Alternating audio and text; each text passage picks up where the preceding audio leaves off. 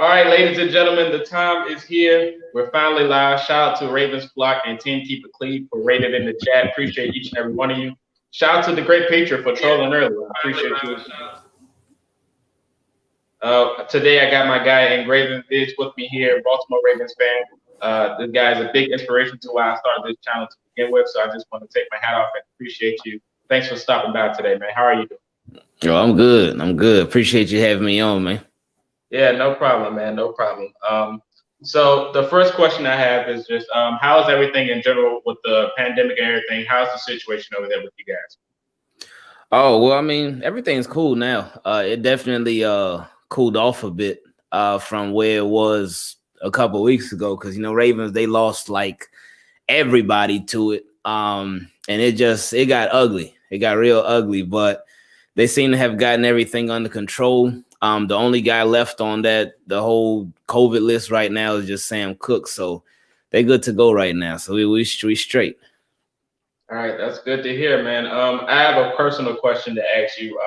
What inspired you to start your YouTube channel? Couple of things. Number one, well, not even number one, but one of the first things was Duke the Killer, because I used to watch his videos, and before I used to do the Madden videos and stuff, but before I even started the channel, I used to watch Duke the Killer like all the time, and I'm like, man, this dude just all he doing is playing Madden, and he playing Madden with his boys, and which is something that I did all the time, and he's having fun, and he just talking about it, and I'm like, okay, that's.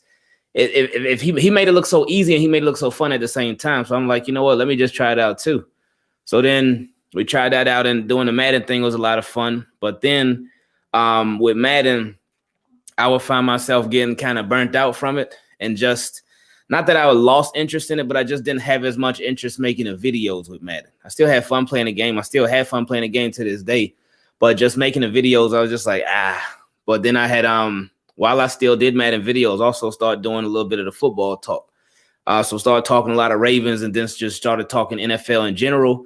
And I just fell in love with it. And it was something that I could do every single day. Like with Madden, I couldn't make a video on that every single day. It was hard. And if I did, I'd be forcing myself, and it'd be crazy. But with football, with NFL, I could talk about that all day, every day. So I think that was a big part of it too. Just having something that I genuinely enjoyed, that I could just have a conversation about all the time. Yeah, man, that's good. Shout out to Duke the Killer, man. He's definitely an icon in the YouTube community with the Madden content as well. I seen Patriot. He said, "Never forget about After You, Booty." That's definitely a classic. Duke the Killer video. Definitely a classic. Shout out to Keith Bratton. He said, "What up, Engraven?" It's a bunch of people stopping by, man. Appreciate each and everybody, each and everyone for stopping by right now. Commits to Drugs said he just subscribed to Engraven, so appreciate that as well. Hey, thank you, man. Yeah. Next question is definitely now we're going to start talking some football. Can I get your thoughts on the Ravens this year? Well, that's a lot. It's been a roller coaster. It's been a roller coaster. They started off hot, then they were not, but then they got back, and they've been rolling. And they're finding who they are. Even though I feel like a lot of us, even as fans, we knew what they should have been doing from a long time ago, but the coaching staff just wouldn't implement it. But they finally are doing a lot of the right things. And it starts with the running game, especially with featuring J.K. Dobbins and Gus Edwards, instead of just trying to share the carries with Dobbins, Edwards, and Mark Ingram, and even a little bit of Hill too. They made J.K. Dobbins and Gus Edwards the feature back. So that was the first part. That was the biggest part. And then with Lamar Jackson, he just been playing a lot better too. And one thing that I think helped him was actually being out that game against the Steelers, because that allowed that and one of my guys, he put it in the best way. He said the game was taken away from Lamar temporarily, so that really gave him a chance to sort of sit back and reflect on everything to see, okay, even though I just got an MVP, how can I improve? Even though this season we got a winning record, but still, how can I improve? How can I get better? So that allowed him to reassess his entire situation and then come back. And ever since he came back, he's been hot, man. So with the Ravens, I think just my thoughts on them for this entire season, they know what they need to do They know who they need to be, but now in the playoffs, it's just a matter of executing. It's just a matter of them actually sticking with what works and sticking with what got them to where they are right now, and not forgetting who they are, because that's been, especially last year against the same team, this same Titans team, the Ravens they forgot who they were, and they went in the exact opposite direction of what worked for them all season long.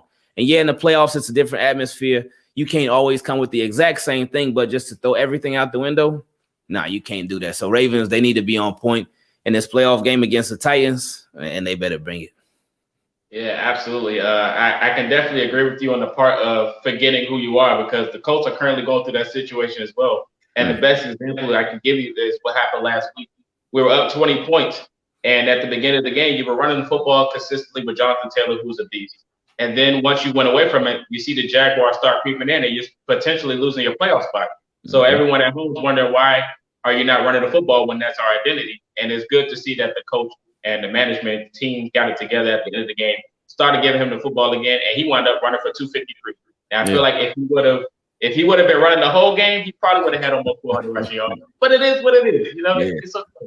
So I'm glad you brought up Lamar Jackson in the next topic, because that goes to my next question: is your thoughts on Lamar Jackson, and what can he improve, if you have anything at the moment? What he could improve. Well, first, my thoughts on Lamar Jackson. The post-COVID Lamar Jackson has been just crazy in a good way.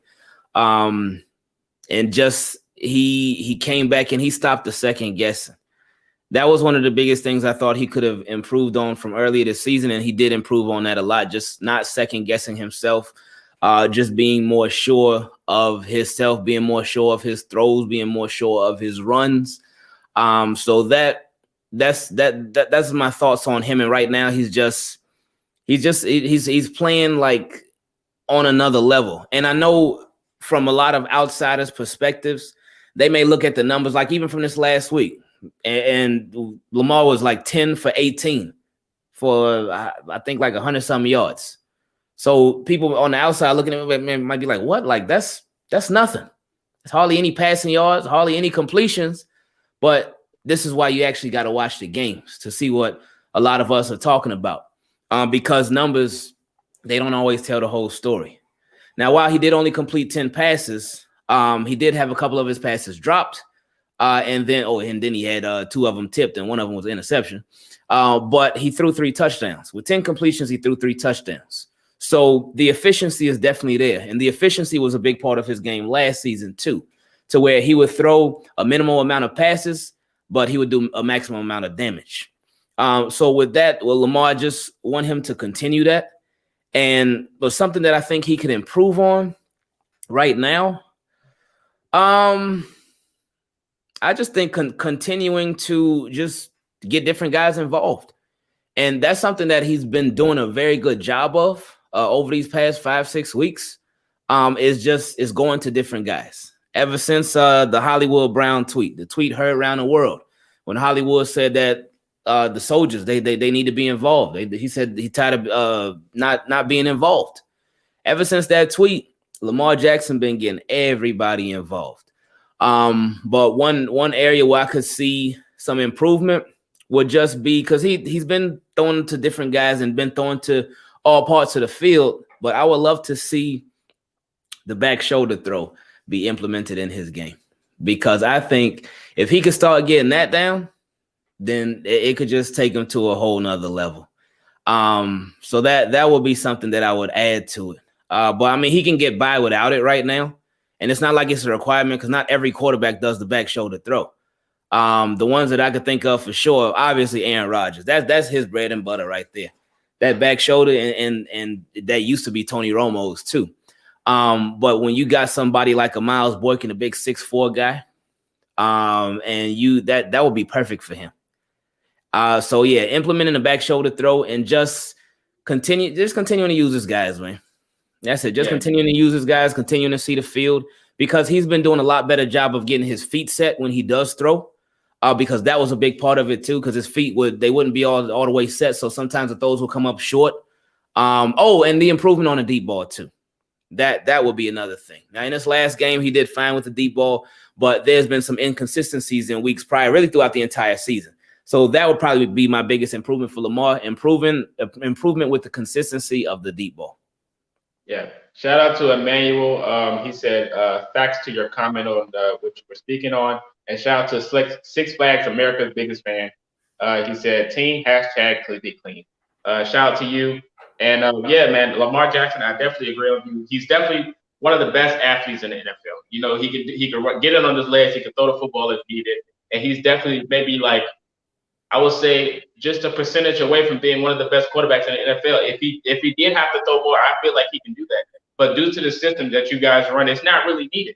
I think it more relies on if your defense can get stops and you can manage the clock on offense. I feel like you guys already be unstoppable. Even though the record doesn't show it, you guys are definitely one of the best teams in the NFL. I might troll Lamar Jackson here or there, but he's still one of the best quarterbacks in the NFL. He's very talented, and I would love to have him on my roster. So that just shows you the respect I have for him. On to the next question is, how confident are you in going into the playoffs? Oh, very. Personnel wise, I feel like Ravens got everything that they need. They don't have the best personnel on offense, but they got enough to get the job done. And with them having a Lamar Jackson, I feel like he can keep them in any kind of game. Biggest worry for us as Ravens fans, most of us at least, is the coaching staff. And the biggest worry going into the playoffs is, what is this coaching staff gonna do? Shout out to a great Patriot, man. This guy. But yeah, the biggest worry for Ravens fans is, what is this coaching staff gonna do? And are they gonna do what they've been doing the past 2 years? And that's failing the team. Last year, like we talked about a little bit earlier, the Ravens led the league in rushing by far. They broke all these records by far. They just killed it on the ground last year. And then in the playoffs, they ran the ball either 6 or 9 times. I think it was only 6 times, but with both Mark Ingram and Gus Edwards. So that was a recipe for disaster. They had Lamar throw the ball 59 times, I believe. So most quarterbacks, 9 times out of 10, if your quarterback is throwing the ball 59 times, you're probably going to lose that game. You probably already lost that game. So coaching was it's been terrible the last 2 playoffs. And then 2 years ago, Lamar's rookie season, the coaching, they were sticking with what worked in the regular season, which was good, but it wasn't working. And they never went to plan B until late in the fourth quarter, when it seemed like they were just like, you know what, whatever, go do whatever. So then they started running a spread offense, and then Lamar Jackson and the Ravens started scoring all of a sudden. What a coincidence. But coaching has been a big problem with the Ravens the past 2 years in the playoffs. So besides that, I'm very confident. We know the Ravens could run with anybody. They can hang with anybody, but we just want to see to where coaching puts it all out there in a good way. And they really put these dudes in the best shape to win. Yeah, absolutely. I agree everything. Basically, for the Colts perspective, in the playoffs, we can go as far as possible as well. I think our biggest issue is consistency, and comes down to what game plan you need to run to gain that momentum and actually win the game. We have an identity problem going on in Indianapolis. We throw the football too much when we should be running. So hopefully we can figure that out against the Bills, which is a very good balanced team. But I feel like we can beat those guys as well, because they're pretty good on pass coverage, but run coverage they're not really good. So I feel like we can definitely beat the Bills, and we will all see on Saturday. We're going to skip past the playoffs. On to the next question is, who would you want out of the NFL draft? I don't really have a specific player who I would want. For the Ravens, a position that I would want would be a true free safety. That's probably what I would want the most right now. A true free safety, a ball hawk free safety, because we don't have that right now. We got Deshaun Elliott. He's very inexperienced. This is really his first season playing a full season, because this is his 3rd year. The past 2 years, he ended up being on injured reserve, so he couldn't even finish the season. One of them seasons he couldn't even start. But as a safety, he's like a fast, strong safety. He's like a fast box safety to me. He's not a ball hawk. And I feel like his game would be best if he was like in the strong safety position instead of free safety. So that would be the position that I would want, would be a true free safety. Yeah, I definitely I respect that. You know, free agents, well, free safeties, they come and go. Getting one out of the draft won't be a bad idea. We recently just got one in Julian Blackman, and he's a flat out stud. And he came off an injury during the draft, so he's doing a great job. Shout out to Jacob for stopping by. He says, "Raven Nation, appreciate you for doing that." So yeah, that's one question. And after the draft, I had a quick question to talk about Harbaugh. Would you be fine sticking with Harbaugh, or if Bieniemy was on the market for the Ravens, would you take him? It all depends on how this thing goes, man. With Harbaugh, it's been tricky because he's obviously had a lot of success as the Ravens head coach, but it all just depends on what they do in the playoffs, man. Because if they really go playoffs 3 years in a row and coaching fails them again, then that would just mean that this coaching staff just doesn't get it. They don't get it. And it's like you could only put the blame on offensive coordinators for so long because the Ravens have went through a lot of offensive coordinators under Harbaugh. Now, with Harbaugh, he's not a bad coach at all. He's a good coach. He's a good coach. And each coach has their own limitations and whatnot. But if I had to choose between Harbaugh and Bieniemy, it just all depends, man. Right now, I would stick with Harbaugh. I would stick with him right now. But there's always that unknown because with Bieniemy, he obviously hasn't been a head coach before. So you could think on the one side of, oh man, well, he doesn't have any experience. He couldn't be better than John Harbaugh. Or it could be one of them things where he could be one of them coaches that just they get it and they implement a good system and they have the team taking off right away. But as of right now, I would stick with Harbaugh, but change the offensive coordinator. Yeah, I definitely respect John Harbaugh. His legacy in the NFL, he's definitely one of the best to do it. I see there's some Ravens fans. He said, "Yeah, we need the number one wideout." Shout out to Raven Roster. He says we also can beat anyone. Hey, yeah, man, absolutely, man. The Ravens are a big threat, and I brought them up a while ago. One of the videos I made is who was the biggest threats to stopping the Colts from the Super Bowl, and I definitely brought up the Ravens. So shout out to you guys. There was another question that wanted to go over the playoffs that I didn't write down. Is who was the biggest surprise to you in making the playoffs? Probably Washington football team, because with the NFC East, it always comes down to it, to the last week, to the last game every single year. That's just how they go. But they were probably the biggest surprise because I was thinking like, nah. And I mean, when you look at their record, they really shouldn't have made it. Really, no. So if there was one year where NFL just decided, you know what? We got to pick a team that really just doesn't deserve to make it. I don't care what y'all record is. I don't care what the whole division lineup is. It would be the NFC East, and it would be Washington right now. So, but it would definitely be them. They were my biggest surprise. Just how everything ended up working out for them, I guess. And of course, with the whole Eagles, that mess of the obvious tank too. But yeah, it would definitely be Washington. Yeah, absolutely. Some people said the Browns. Someone mentioned the Bears. Definitely all surprised that they made the playoffs. The Washington football team definitely. Patriot, I see your comment, but I'm going to swipe right past that because that has nothing to do with what we're talking about right now. If Engraven, if you want me to say what he said, but it's okay. The next one, we're going to have a little fun here. It's a thing I do with guests. I'm going to give you some trivia questions, and you can go ahead and feel free to answer them. If you could get any former Ravens from the past to play today on this roster, who would it be? One for offense and one for defense. Defense would be a prime Ray Lewis, just to bring them some more attitude, some more toughness, and somebody that just wouldn't let a lot of stuff fly. Like last time, when I know the Ravens were in the locker room at the time, but last time when the Titans were just dancing on the logo and stuff, and I know they did that with everybody, and they've been doing that, but still just he would be that enforcer.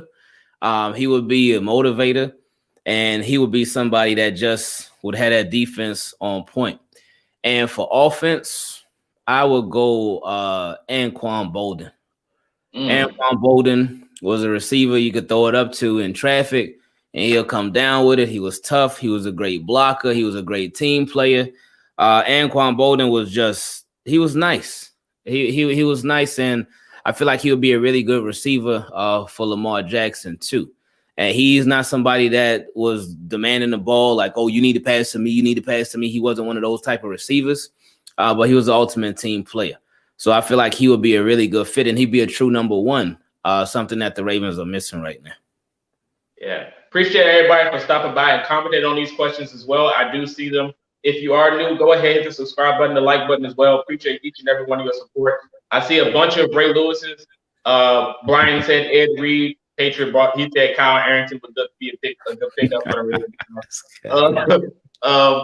Daquan had the same question as you. He said Ray Lewis and Anquan Bolden. Yeah. There's a Ray Lewis. Someone said bring back Marshall Yonder. There's a few. That's really good. Yeah, that Patriot said Lee Evans and Courtney Upshaw. But we're gonna keep going. The next one is, which is gonna be funny. What's up, Fifi? He said, if you can get any player from any team to play on the Ravens right now, from the NFL, one offense and one defense. Offense, y'all already know DeAndre Hopkins. That's my guy, man. That's always been my guy. My favorite receiver in the league and the best receiver in the league, better than Julio. But we could talk about that another time. But yeah, DeAndre Hopkins would be the one for offense. Defense, defense. Aaron Donald, he would be a really good one because he's somebody that's just, it's crazy because he's one of them players. That's when you know somebody is great. When you know what they can do, you know what they're going to do, but you can't stop what they're going to do. He's always disruptive, and he would provide that true interior pressure. Ravens, they kind of have that with Brandon Williams and Calais Campbell, but they're not on no Aaron Donald level. So, yeah, it'd be Aaron Donald for defense and offense, DeAndre Hopkins. Absolutely. I see a bunch of Hopkins. You see Jalen Ramsey. You see a Justin Jefferson. One mentioned Willis Fitzgerald. Someone said Aaron Donald. But, yeah, man, definitely. Eric Ebron, man. Eric Ebron. Crazy, man. Yeah, they something else. The next category I got for you, before we get to some chat questions, before I let you go, is some top threes. So I'm going to give you three people, and you're going to have to choose one out of the three to select. Okay. All right. So the first one is the quarterback position. You got playoff Joe Flacco, Steve McNair, or Lamar Jackson. Playoff Flacco. I like that. All right. So the next one is running back position. I didn't know if you want me to put Ray Rice in here or not due to the past. So I'll put him in there. I'll let you choose four. You got Jamal Lewis, Ray Rice, Willis McGahee, or J.K. Dobbins. Ray Rice. And with Ray Rice, it's always a tough one between him and Jamal Lewis. But I choose Ray Rice because he could catch passes out of the backfield too. He could be used a little more than Jamal Lewis could. So I would say Ray Rice. I like that. All right, on to the wide receiver position. You got Steve Smith, Anquan Bolden, or Derek Mason. Ooh, that one is tough. It's always between Anquan Bolden and Derek Mason for me over Steve Smith Sr. For Ravens. But I would go, that is tough. I would go Anquan Bolden. But just that's not that much higher than Derek Mason. But I would go Anquan Bolden. I like that. There's a lot of Anquans in the chat. Shout out to y'all. The next one, we're going to move over to the tight end position. You got Shannon Sharp, Todd Heath, or Mark Andrews. Oh, definitely not Mark Andrews. And that ain't no offense to him, but he wasn't on either one of those two levels. I say Shannon Sharp. I would say Shannon Sharp because he would talk that talk, man. He would talk that talk, but he would back it up.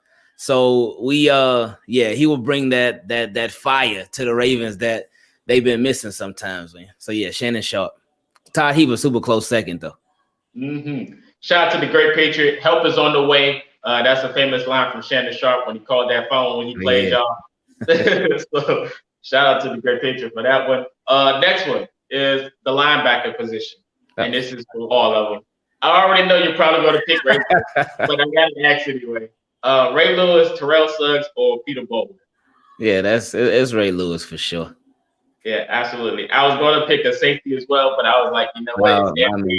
Everybody's you can go ahead and say it. I mean, but the last one is the quarterback position. You got Deion Sanders, Chris McAllister, or Marlon Humphrey. That's between Chris McAllister and Hump. I'm going Chris McAllister. Marlon Humphrey's really nice, but that deep ball, he still be struggling with the deep ball. Still a great corner. I'm going C-Mac, a clean C-Mac. Because C-Mac got into some little issues, but I'm going with a clean Chris McAllister. Yeah, I like. There's a lot of Marlos in the chat, and then Brian said that's tough. They actually surprised. Gabe said what? So yeah. Before we go ahead, what's up, Juiced Up? He said, what's up, Engraven and Coast Talk.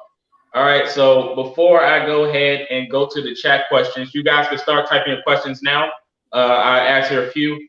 The last question I have for you is, if you could talk to 3 people in the world, celebrities or sports, who would it be?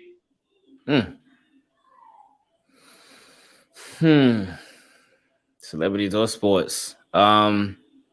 I probably talk to Lamar. Okay. I would talk to Harbaugh too. And who will be that third one?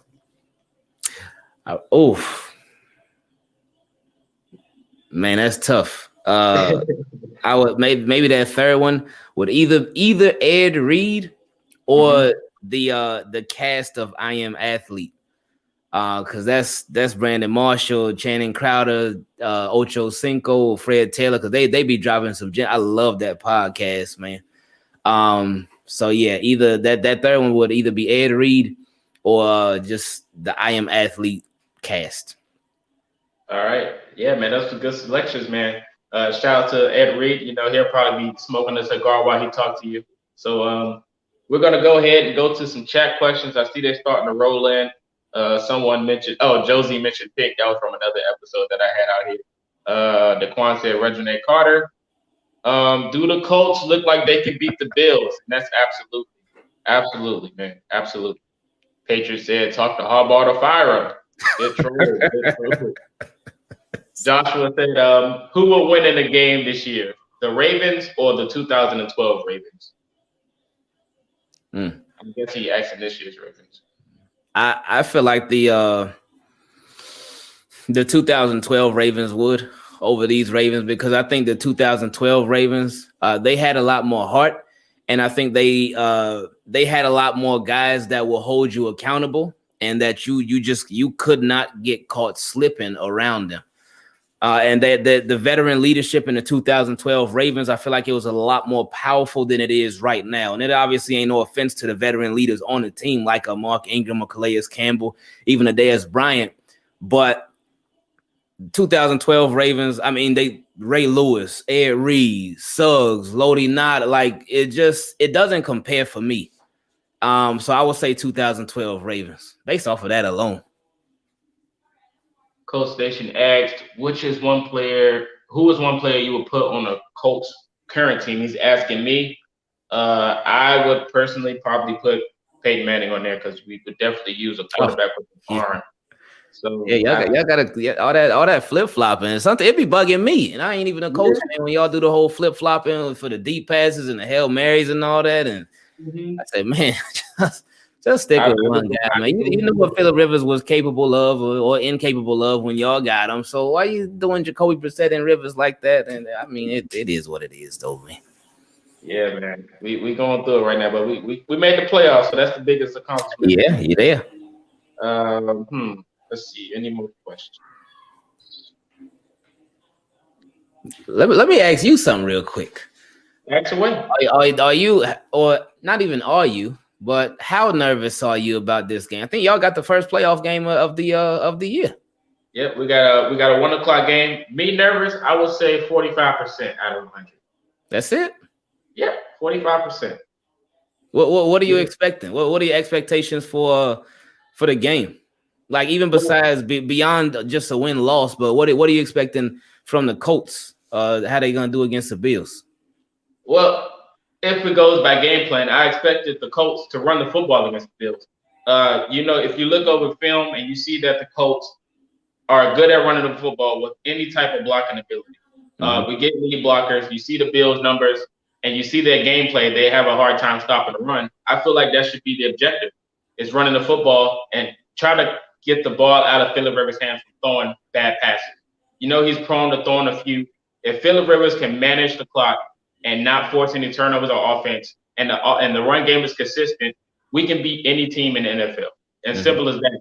And the Colts defense, they should be good enough to get pressure on Josh Allen. Now, he is mobile and he can throw on the run, but I feel like our pressure's been woken up last week, and we should be able to stop the offense for the Bills. Even though they got Stephon Diggs on offense, they're missing Cole Beasley, who was another key weapon for that offense. But our defense is good enough to stop anybody. You see, we beat the Packers, even though it was by a fumble in overtime. But we put up a good fight. If it wasn't for that Hail Mary at the end of the game, we would have won by more than what we did against the Packers. And the Bills are just as good as them. So I wouldn't feel worried at all against this team. Okay. I like it. Cool. All right. I don't know if this if Colts Nation question, if that I don't know if that was for you or for me. I know you said Peyton Manning, but yeah, that was for me. I just go ahead and answer it a little bit too. He said, "Who is one player on the Colts you will put on your current team?" For me, I would go with DeForest with Buckner. I would go with him again, like we talked about with Aaron Donald. That interior pressure and somebody that is a baller and somebody that is going to bring it, because that interior pressure that would help the exterior pressure too. That would it would make everybody's job that much easier, man. So I would go with DeForest Buckner. Hey, you can't take DeForest, man. You got a guy like Calais Campbell who made the Pro Bowl over DeForest. So why would you need him? That Pro Bowl voting. Like, I don't know what they had going on this year with the Pro Bowl voting, man. Like, I know every year sometimes it could be a question mark, but this year was like the biggest, where they were just like, you know what? Let's just put a bunch of random names in the hat for some popular players, and we're gonna close our eyes and pick them, and then okay, you a Pro Bowler. So I'm like, Pro Bowl voting this year, and I love Calais Campbell, but he shouldn't have been no Pro Bowl this year. He shouldn't, but hopefully he ain't even got to worry about playing in that Madden Pro Bowl anyway, because I know that they're gonna be playing like Madden games and whatnot. So we don't want to worry about the Pro Bowl anyway. But he ain't deserved to make it there. Hashir asked, "Can the Colts beat good teams?" My answer for that is yes, absolutely. We can definitely beat good teams. There was a playoff matchup I was really looking forward to before playing the Bills, but the Texans wound up selling that opportunity. I wanted to face the Ravens again. That was really what I wanted, and that's exactly why I brought you on the show to talk playoffs. Because if this was to happen, this stream would have probably been even more competitive than what it is now. Because I was definitely looking forward for the rematch against the Ravens. I felt like we was done dirty. I feel like we should have kept in Taylor, even though he did fumble. It was a rookie fumble, but it happened. So I feel like if Taylor was in the game, we wouldn't have lost our game plan, because we started throwing the ball more. And you've seen everyone, the meme started to come true with the Phillip Rivers trying to catch Peters and all that good nonsense. But I feel like we would have had a better fight. So I hope y'all do the job so we can match up eventually in the playoffs, man. Yeah, you never know, man. I know a lot of people asked me the same question too. Like, who would you rather face in the playoffs? For me, it really didn't matter. I was just glad that the Ravens were actually in the playoffs. And I remember because y'all game was at 4 on Sunday. I remember watching y'all game, and I'm like, hold up, because the score was like 20-14, and I'm like, wait a minute, let me find out these Jaguars. I know they got the number 1 pick on lock, but let me find out these Jaguars about to do something against these Colts. But then I think who was that quarterback? I forget his name from the Jaguars, because it wasn't Minshew. Whoever the quarterback was from the Jaguars, I think he ended up throwing a pick or something. He did something. And they end up scoring because I changed the channel and then the Colts end up being up by more. I was like, okay. I guess they got it under control. But with the Ravens, when I found out like that it became official that the Ravens were playing the Titans, I was like, okay, yeah, this is Colts would have been cool too, but with the Titans, this is more personal, man. So Ravens, they got to take care of business. Titans then came into Ravens stadium the past 2 times and beat up on them both times, especially that first time in the playoffs last year. And I know Harbaugh even said in the presser this week, he was like, oh, well, this game coming up, the past games don't have any bearing on this game. I mean, yeah, right. Mike Vrabel told you, but before the game, go coach again. Like, it's personal, man. It's personal for the players. It's personal for, like, the coach was, whose face was he getting up into? Their cornerback. Who was it? Oh, I forgot which one it was, man. But when Harbaugh was getting into it with one of the players, with a couple of the players. But again, that's before the Ravens were even out there on the field. They were still in the locker room and whatnot. But it's definitely personal. So I'm glad that we end up getting the Titans. I definitely will be tuned into that game. The comment just came out. It was Malcolm Butler. That was the person that he was getting into. Okay. Appreciate that. Mike Glennon was the name of the quarterback for the Jaguars. What was his name? Quarterback? Mike Glennon. That was Glennon? Yeah. Oh, wow. Glennon. Well, he came can't say he came a long way, but he done been around there, man. Because he played for what? The Cardinals. He played for the Raiders too. I think he played for the Bears too. He was a journeyman. Yeah, he's one of those. Patriot asked about who would you choose, Anquan Bolden or Bashar Perriman? I know what you're doing. I gotta go with my boy Brashad, man. My boy Brashad just brought a different energy, that speed. He got hands now. And with the Ravens, he had too much going on back then, but he's good to go now, man. But no, seriously, I would go with Anquan Bolden, but just by tiny bit. Shout out to Bashar Perriman. That's my guy, man. He got a good family too. Got a chance to meet his family, his grandma, his girl, his uncle. They good people, man. That's dope, man. That's dope. How did y'all feel about those Peyton versus Ravens defensive matchups? That one play, Ed Reed baited them. Look, Patriot. I see what you're doing. And I'm on the positive side. Team keep it clean is here. I usually keep it clean on this channel anyway. But, that play still haunts me to this day. And there was a few times where, there was that one scene on the podcast with Reggie Wayne and Ed Reed, and they talked about that moment when the Reggie Wayne looked to go score in the end zone, and Ed Reed swatted it, and they dapped each other up. And Peyton Manning said, hey, man, don't you go shaking hands with the enemy. So that's pretty much where I stand anyway. That's where I stand on this situation. Man, go ahead. You mentioned I have another question for you, but you can go ahead. Okay. I used to hate Peyton Manning. I did not like this dude at all. And that was only because whenever his team would go against mine, my team couldn't stop him. And that was Peyton Manning with the Colts so many times, so many stressful games, especially the year that we went 13-3 with Steve McNair. And it's like, okay, we 13-3. Let's go, man. Oh, we got the Colts let's go, man. And we couldn't do anything. And it had been so many other Colts games versus Peyton Manning where this dude, he would just stress me out like crazy. And then I even remember, even in Madden, I hated him too. Because remember when they had Peyton Manning in Madden, and they used to make Peyton Manning do all the same stuff he did in real life with calling all the audibles and making that play clock go down to like 2 seconds, then set. And then when he went to the Broncos, the same thing, it happened initially. With Peyton Manning and then Broncos, they beat up on them Ravens. And I was like, oh, my goodness. But then on that revenge tour, Ravens took care of business, which I was glad about. But then the following year, Ravens, after they win the Super Bowl, they got to go on the road because I think it was like a baseball game with the Orioles. And so the Ravens had to go on the road and play the Broncos, and Peyton Manning threw 7 touchdowns on the road. Oh, it's so embarrassing. It's so embarrassing. But they definitely used to be some battles, man. With Peyton Manning and the Ravens defense, I feel like he got the best of us more than we got the best of him. But definitely respected his game though. Hated him at the time, but respected his game because he brought it. Yeah. I see a lot of people mentioning the same thing. They said they hate Peyton as well, and it's okay. It's all right. Oh, really? It's all good. There's a lot of people saying they hate Brady. So do I. I seen someone say we hated Philip before he came to the Colts, and I can agree with you on that. There was another question that that came up. They said, would you pick J.K. Dobbins or Jonathan Taylor? J.K. Dobbins or who? Jonathan Taylor. Oh, I mean, I haven't got to really watch Jonathan Taylor like that. So I would say J.K. Dobbins.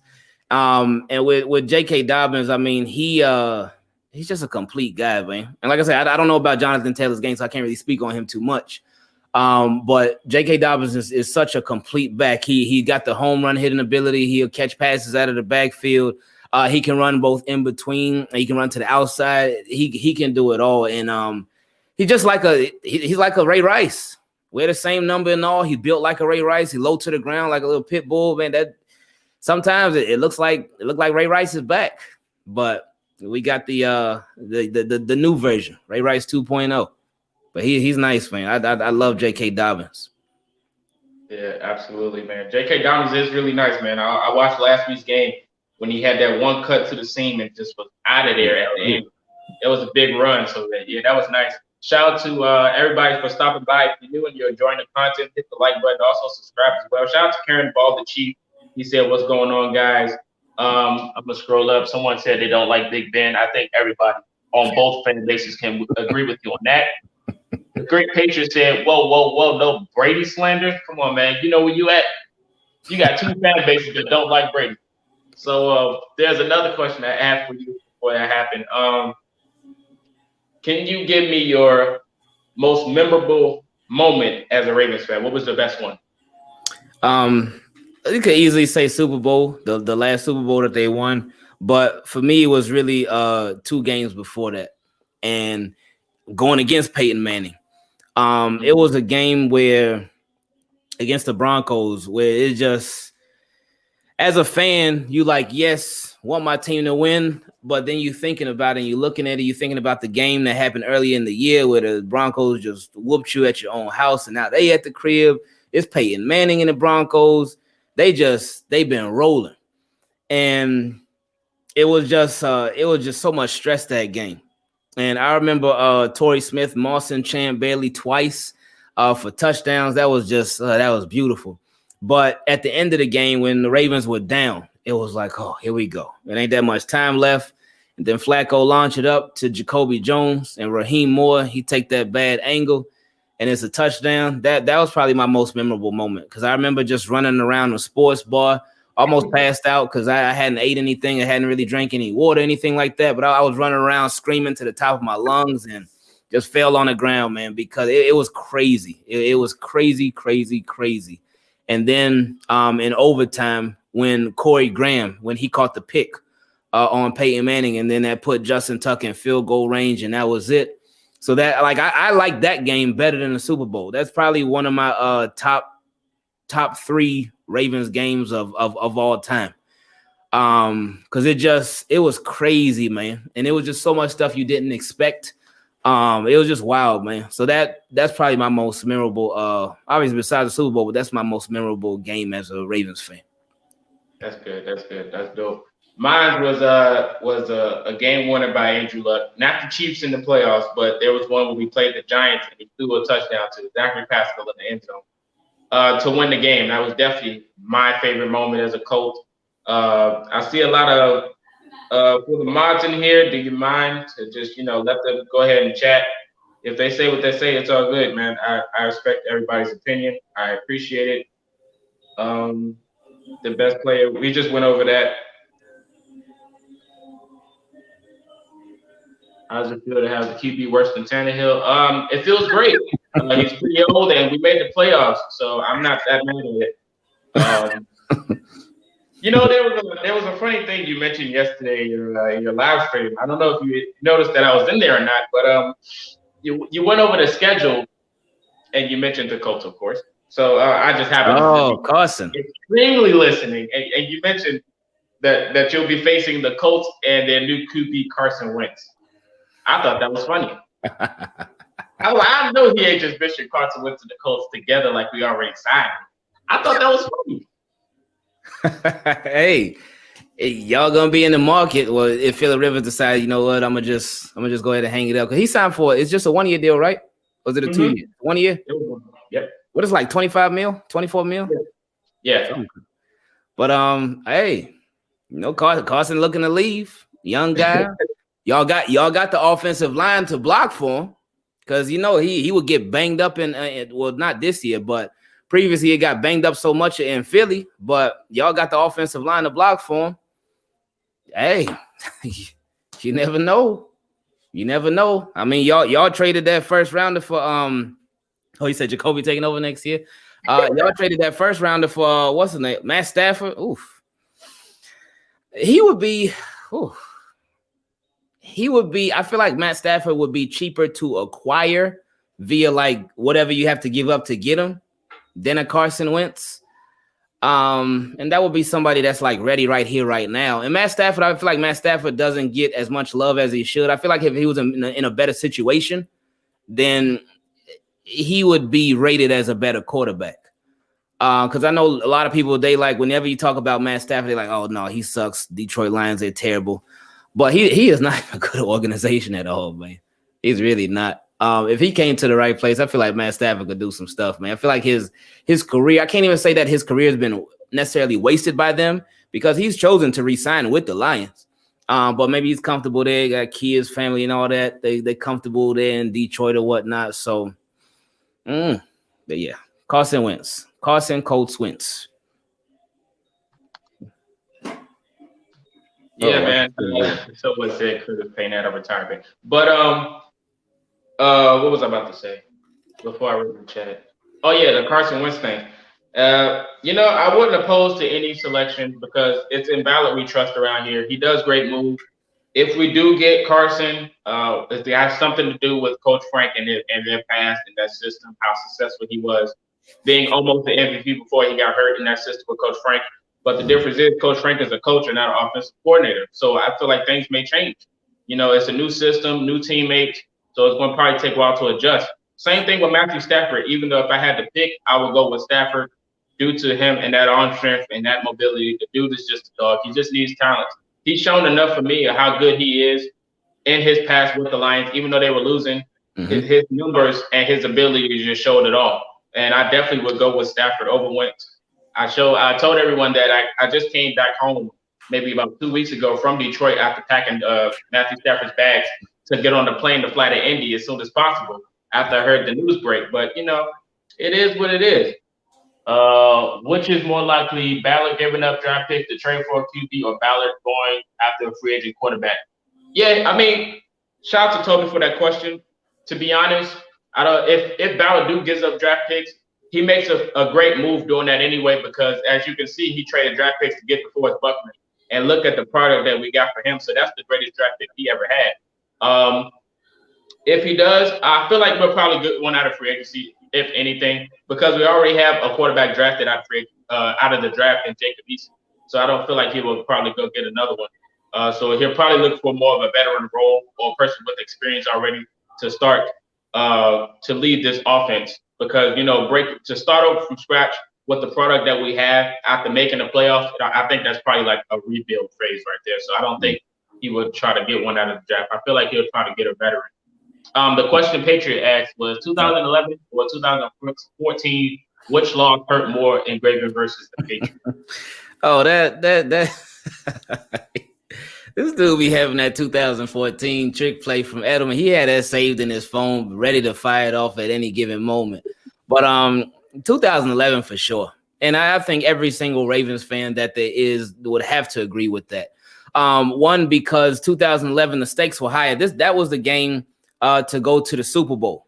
So I know the 2014 was a divisional game, but it still obviously held a lot of weight because it's playoffs. But no, the Billy Cundiff, the miss, that was the one that hurt the most, especially because you just knew, man, as a Raven, you just knew that if it went to overtime, we was gonna win. You just knew, man. But that was pain right there. I remember that game too. I watched that game from the same sports bar that I watched all the other games from back then. And when he missed, I just put my head down, man. I put my head down and I cried. I cried because that was some pain right there. And this one lady, this lady who was a Patriots fan, she came by me. She just dropped a shot right next to me because she knew that I needed something, man. But it was so sad, man. It was so sad, man. Like, yeah, that the Billy Cundiff, that there's nothing that tops that. I don't care if it's a loss in the regular season, a loss in the, well, hopefully we don't have to go through something like that again in the AFC Championship. But that Billy Cundiff, that's the worst Ravens loss ever. Yeah, absolutely, man. Shout out to the Titans fans in here. I see you. If your comments were deleted, I'm sorry about that. My mods are kind of power heavy some at moments, but it's all love from either fan base. You can go ahead and feel free to root for your team here.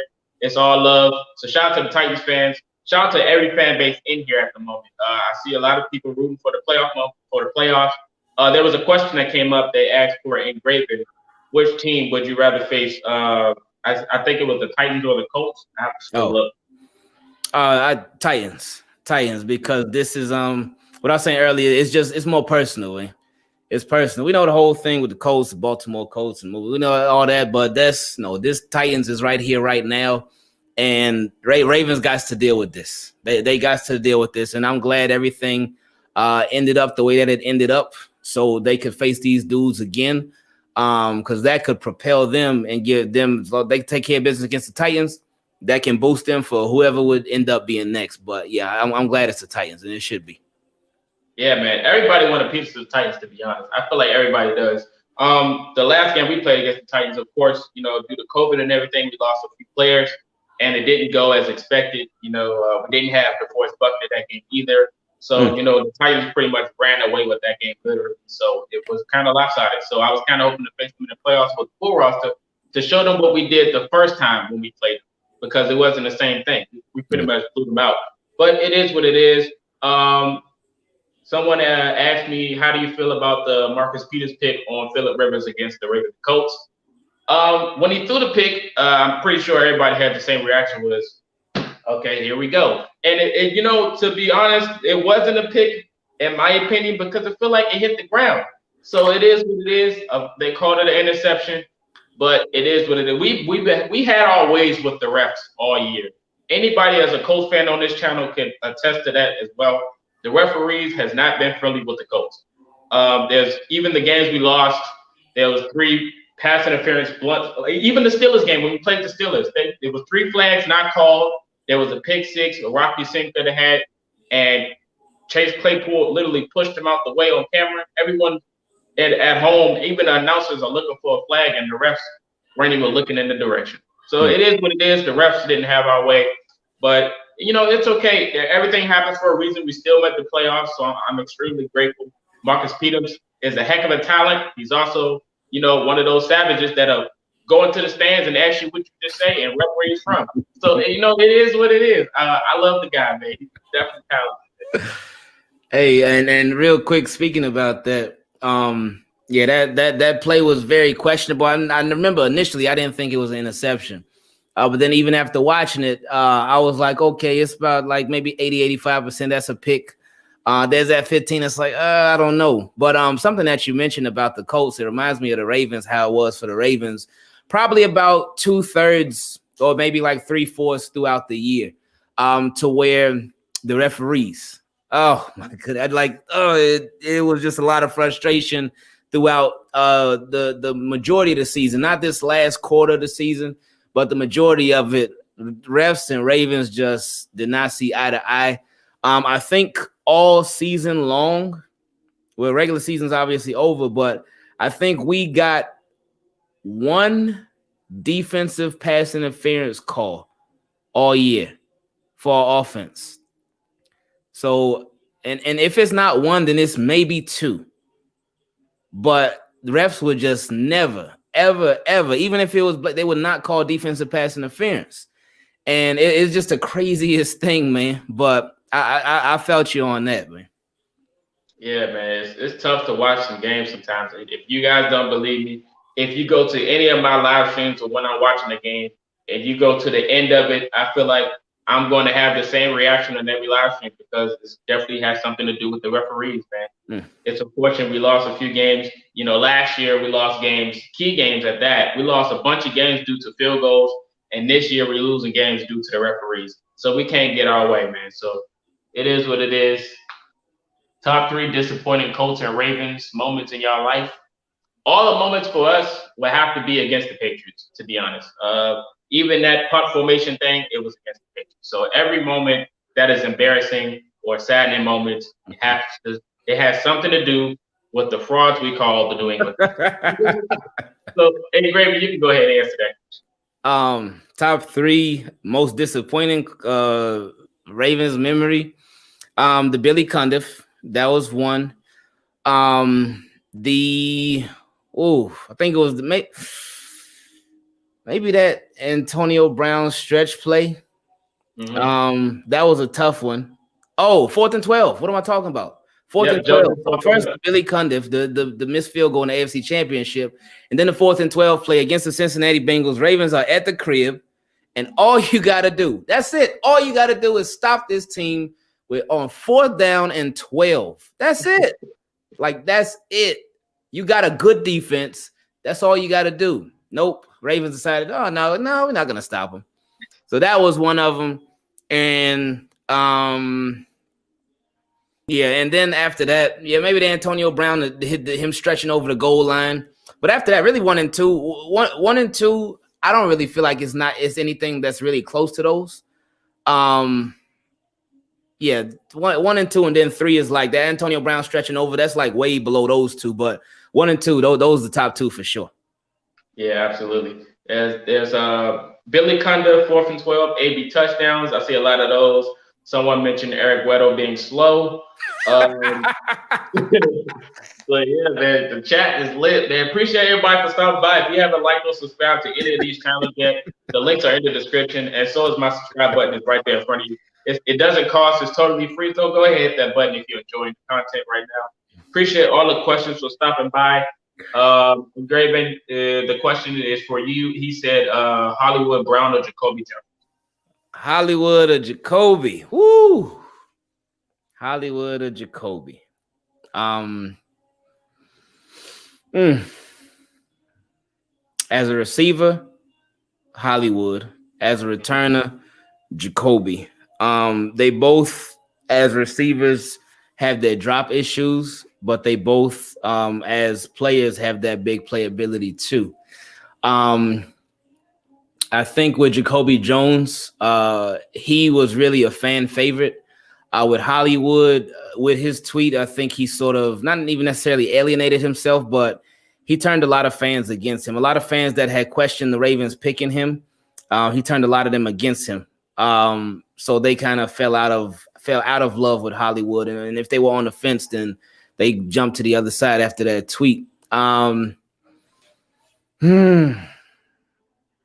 Right now, I go Jacoby because he was used more, and it's not like Jacoby like way up here and Hollywood's down. It's super close, but I would go with Jacoby just because of the return ability too. They use him as a returner and a receiver, and you know how he was at punt and kick return. He was a crazy return specialist, and we're missing that right now.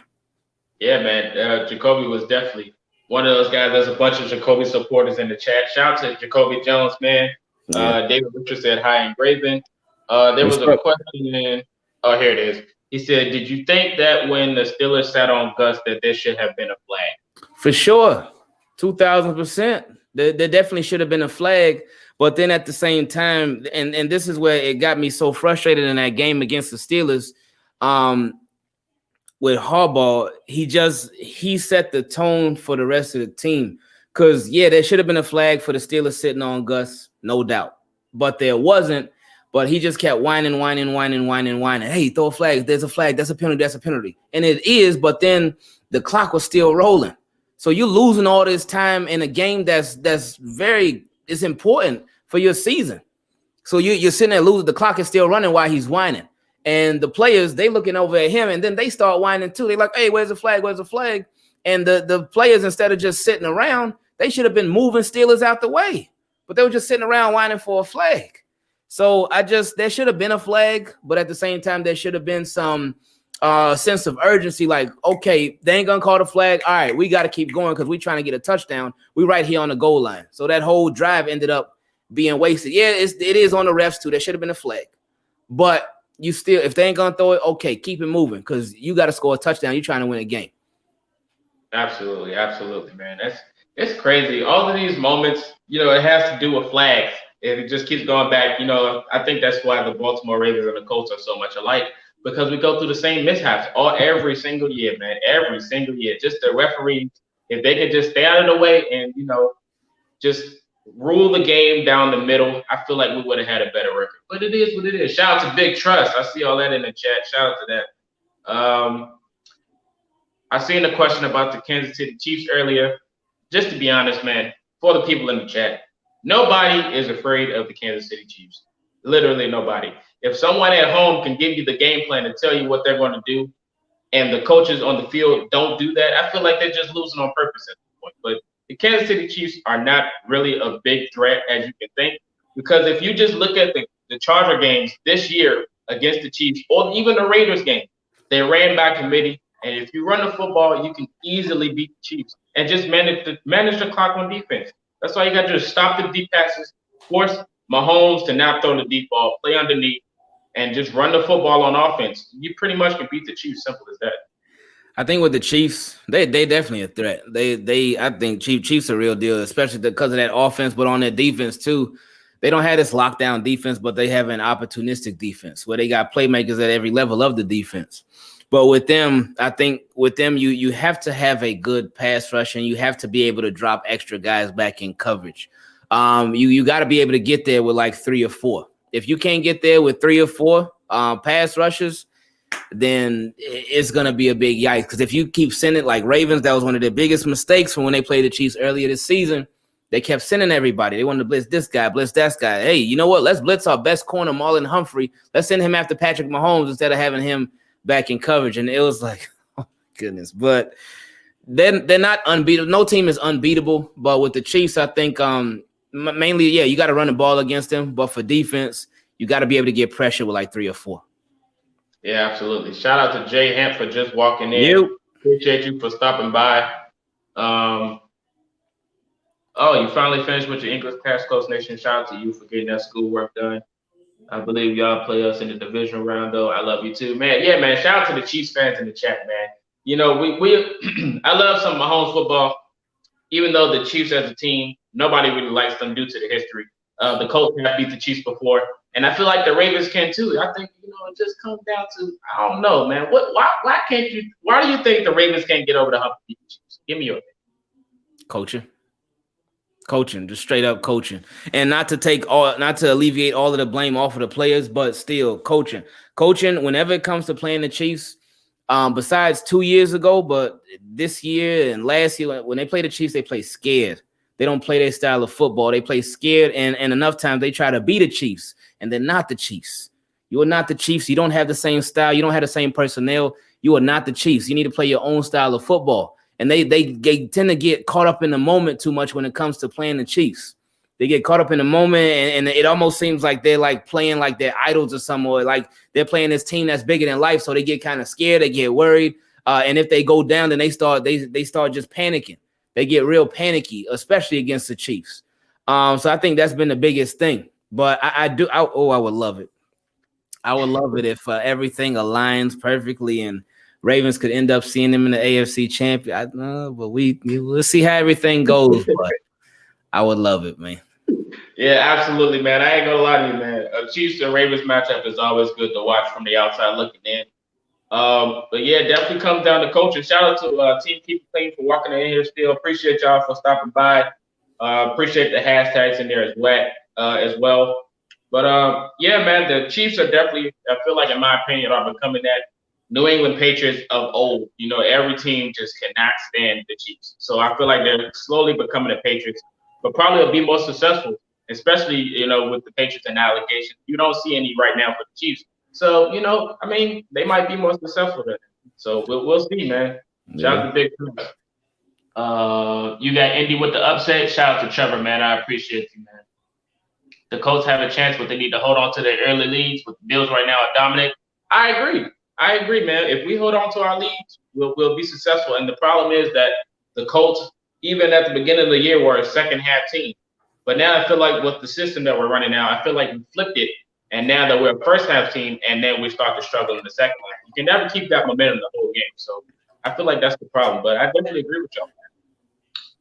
Oh, look at him. Ham is team keep it clean, man. We at the team keep it clean in the chat. We know what you mean. We know how you feel, man. But team keep it clean. That's good, man. He's a fool. Hey, man, that's how some fans feel about certain teams, man. I understand. I was just that way a few years ago before Team Keep It Clean walked in my life. I was just on the same energy with the Patriots. So I totally understand. Big Red is a Chiefs fan. Yeah, man. It's crazy.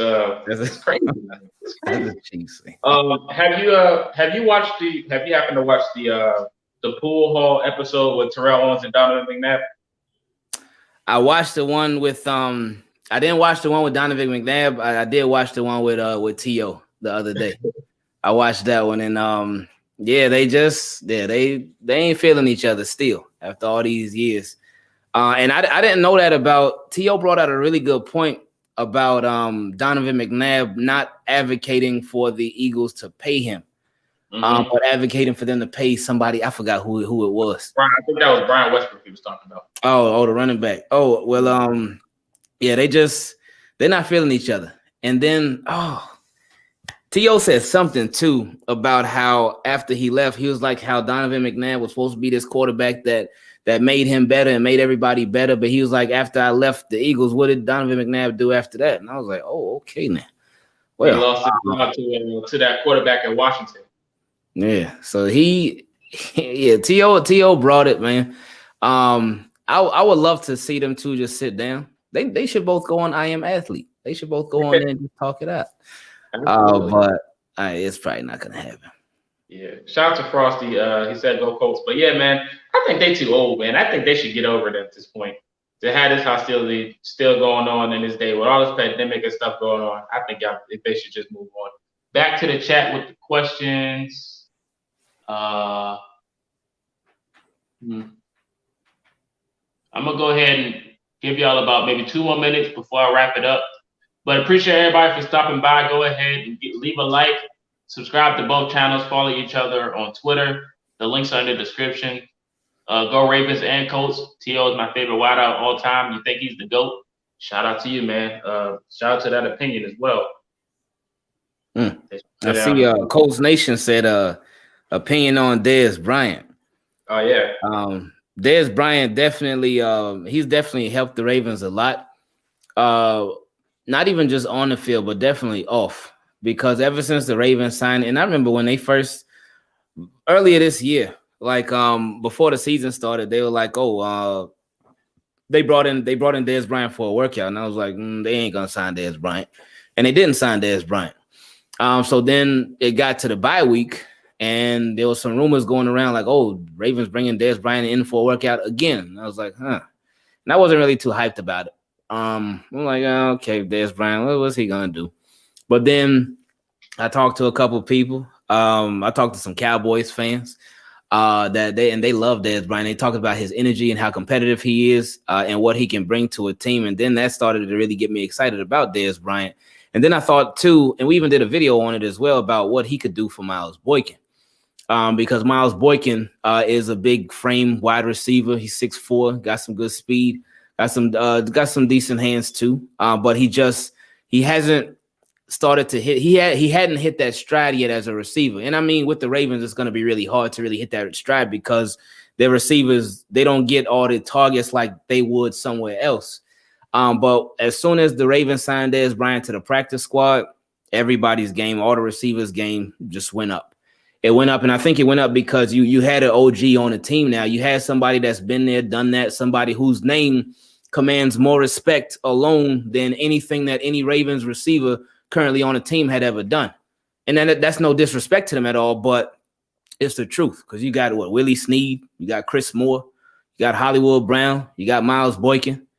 You got Devin Duvernay, James Prochet, they rookies, so they just not fair to them, but still, Dez Bryant's name alone has more respect on it than any of the Ravens' other receivers. So he elevated their game, and I think he really pushed them to be that much better. So Dez Bryant, then he's had an impact on the field too himself when he does get the ball in his hands, and he's made the most of his few opportunities. So I really like Dez Bryant, and I'm glad the Ravens made that move. Yeah, for sure, man. Dez Bryant being on the roster is definitely a good feeling to see because he was definitely a good talent when he played for Dallas. And, you know, it was unfortunate his situation with the Saints, how he went down and he never had that chance. But it just shows you how good he is still, even at this age with the Ravens, how he can still put up points no matter what. I feel like the Cowboys did him dirty with the COVID test and everything, so he couldn't play that game. So I feel like he would have went off that game as well. But, you know, it's good to see Dez out there on the field, man. Yeah. Shout out to High Five. He said, "What's up?" Shout out to what was the comment at? Oh, Josiah. He said, "Yo, Coach Talk, much respect to you and Engraven. Appreciate you, man." The last question I have for you, Engraven, before I let you go free, is when is the next flag football tournament? Man, when the world decides to be team keep it clean, it would have definitely been. We would have ran it back again over the summer this year, but that got canceled due to the pandemic. So hopefully this year, this summer, I mean, the summer's coming up very soon, so ain't really looking like it. But we'll just see how everything goes, man. You see how everything goes. I would love to do it again. I'm ready, but it just all depends on what happens with the world. So we'll see. Yeah, for sure. Shout out to the Ravens flock, man. Y'all don't know. If y'all don't know about the flag football game I'm talking about, Engraven does probably still have the video on his channel. Oh, yeah. And I don't know if Engraven put the film on himself in there, but he was looking like a Derek Mason out there, y'all. I ain't gonna lie to y'all. He's waiting to sat down. He was looking like Derek Mason. I was like, okay. Yeah, but you know, Coach Talk and my twin that I had on the podcast, you know, we had to go ahead, and the great Patriot, we had to go ahead and get that flag football. Oh yeah, y'all in there, man. Yeah, we out there moving malicious. It might be even more scary this time because I'm bringing my pre-workout and I'm a little bit more fast. Y'all gotta get out the way, man. Yeah, we gonna see, man. Like I said, hopefully everything will get cleared up.